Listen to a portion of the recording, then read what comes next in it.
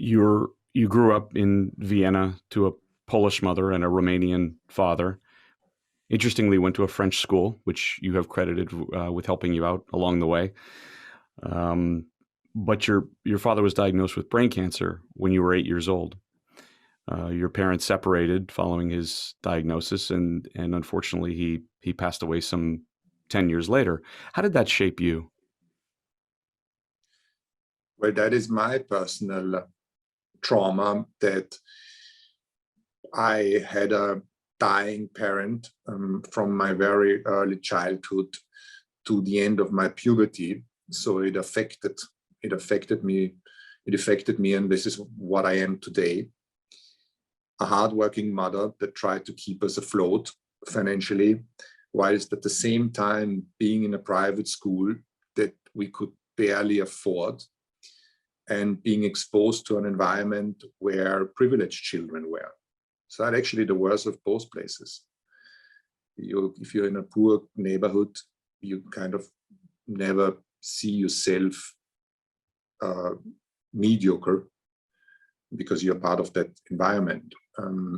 But what I have seen was very different to the life I could afford, I could live. And that's why I can remember very early in my life, I must have been around 9 or 10, that I wanted to be responsible for myself. I wanted to be responsible for my family and look after them, rather than being a child that was dependent from anybody else. So the downside is that these emotions still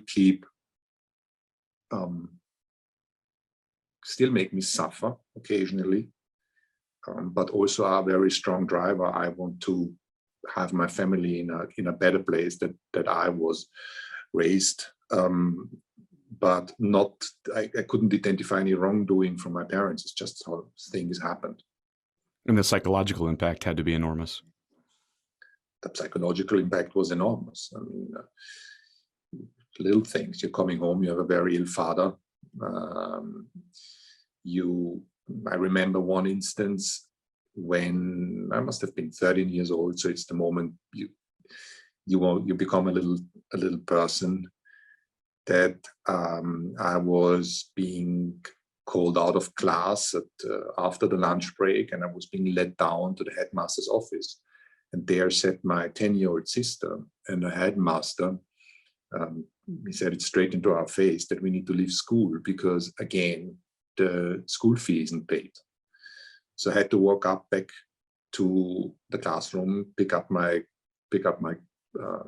little backpack, whilst my stupid friends were saying, "Oh, you're so lucky, you can go home." But it was the biggest humiliation that I have suffered.